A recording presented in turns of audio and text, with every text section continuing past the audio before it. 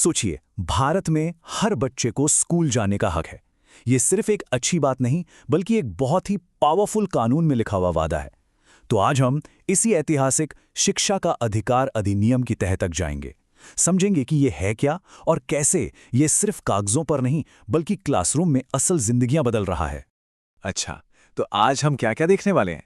सबसे पहले हम एक बहुत ज़रूरी सवाल से शुरू करेंगे। फिर इस कानून के अंदर क्या है, मतलब इसकी मेन बातें क्या हैं, वो समझेंगे। इसके बाद देखेंगे कि टीचर्स के लिए बनाए गए एक खास ट्रेनिंग मॉड्यूल से ये ज़मीन पर कैसे काम करता है। और हाँ, आखिर में इस पर भी बात होगी कि ये सब हम सबके लिए इतना ज़रूरी क्यों है। तो चलिए सबसे पहले बात करते हैं एक ऐतिहासिक अधिकार की। सवाल ये उठता है कि इतने बड़े और पावरफुल कानून की ज़रूरत ही क्यों पड़ी? देखिए, इसकी कहानी एक बहुत ही सीधे लेकिन बहुत ही गहरे सवाल से शुरू होती है। जरा सोचिए इस बारे में। क्या होता है जब कोई बच्चा 10 साल का हो जाए और उसने कभी स्कूल का मुंह तक न देखा हो? उस एक बच्चे के लिए इसका क्या मतलब होगा, उसके आने वाले कल के लिए और हमारे पूरे समाज के लिए? यही वो गंभीर सच्चाई थी जिसे बदलने के लिए ये कानून बनाना पड़ा।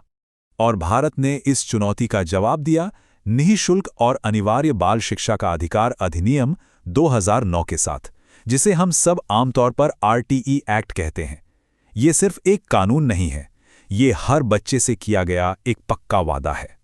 तो हुआ ये कि अगस्त 2009 में ये एक्ट लोकसभा से पास हुआ और फिर 1 अप्रैल 2010 को पूरे भारत में लागू कर दिया गया। ये वाकई एक ऐतिहासिक पल था जिसने शिक्षा को हर बच्चे का एक फंडामेंटल राइट यानी कि मौलिक अधिकार बना दिया। अच्छा, तो अब सवाल ये है कि ये कानून असल में गारंटी किस किस चीज़ की देता है? चलिए इसकी कुछ सबसे ज़रूरी बातों को थोड़ा और करीब से देखते हैं। देखिए, इस कानून का जो पूरा निचोड़ है ना, वो कुछ बड़े वादों में है। जैसे कि पहली बात, क्लास 8 तक कोई भी स्कूल ट्यूशन फीस नहीं ले सकता। दूसरी बात, जो बच्चे किसी वजह से स्कूल नहीं जा पाए, उन्हें उनकी उम्र के हिसाब से सही क्लास में एडमिशन मिलेगा।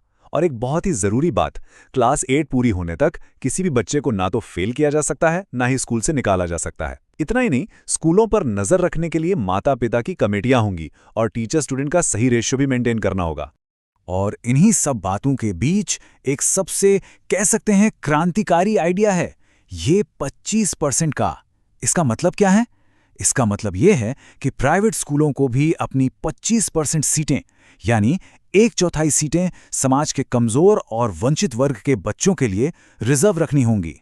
ये सिर्फ स्कूल में एडमिशन दिलाने की बात नहीं है, ये सामाजिक बराबरी की तरफ एक बहुत बहुत बड़ा कदम है। ठीक है, कानून तो बन गया, लेकिन ये तो सिर्फ शुरुआत थी। उन बच्चों का क्या जो सिस्टम में आने से पहले ही पीछे छूट गए हैं? यहीं पर यह कानून एक बहुत ही स्पेशल जरूरत पर ध्यान देता है। यह कानून एक खास ग्रुप पर फोकस करता है, आउट ऑफ स्कूल बच्चे। अब ये कौन है? ये 6 से 14 साल के वो बच्चे हैं जिन्होंने या तो पढ़ाई बीच में ही छोड़ दी या फिर जिनका नाम कभी स्कूल में लिखवाया ही नहीं गया। और यहाँ पर बात सिर्फ इनके एडमिशन कराने की नहीं है, ये काफ़ी नहीं है। असली मकसद है इन्हें स्पेशल ट्रेनिंग देना, ताकि ये बच्चे वो ज़रूरी स्किल सीख सकें जो उनकी छूट गई हैं और फिर अपनी उम्र के बाकी बच्चों के साथ मेन स्ट्रीम स्कूलों में आराम से एडजस्ट कर पाएं। तो अब सवाल आता है कि ये स्पेशल ट्रेनिंग दी कैसे जाती है? ये होती है एक खास तौर पर डिज़ाइन किए गए टीचर्स ट्रेनिंग मॉड्यूल के जरिए। चलिए अब देखते हैं कि ये वादा एक्शन में कैसे बदलता है। ये जो मॉड्यूल है, इसका स्ट्रक्चर बड़ा स्मार्ट है। अगर आप देखें तो इसमें अलग अलग क्लास के लेवल को एक साथ ग्रुप किया गया है। जैसे हिंदी और मैथ्स के लिए क्लास 2 और 3 को एक साथ रखा गया है। इसे कंसोलिडेटेड या समेकित अप्रोच कहते हैं। ऐसा इसलिए किया गया है ताकि बच्चों को तेजी से सिखाकर उनकी उम्र के बच्चों के लेवल तक लाया जा सके। ठीक है, स्ट्रक्चर तो समझ आ गया, लेकिन क्लासरूम के अंदर टीचर असल में करते क्या हैं? चलिए अब उस पूरे प्रोसेस को स्टेप बाय स्टेप समझते हैं।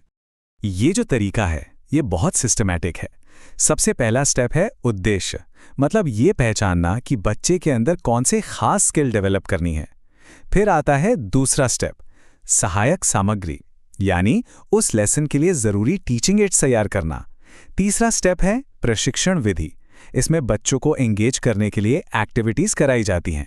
और आखिर में चौथा स्टेप है मूल्यांकन, यानी ये जांचना कि बच्चे ने स्किल सीखी या नहीं, और अगर ज़रूरत पड़े तो फिर से सिखाने का साइकिल शुरू हो जाता है।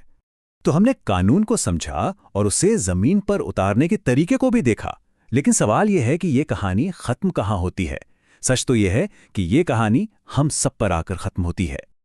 आखिर में ये सारी बात एक बहुत पावरफुल आइडिया पर आकर टिक जाती है। शिक्षा के अधिकार को सफल बनाना हमारी सामूहिक सच्ची जिम्मेदारी है।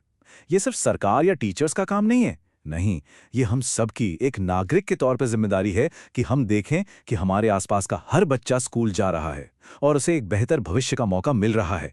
तो सवाल यही है कि इस बड़ी जिम्मेदारी में हम अपनी भूमिका कैसे निभाएंगे।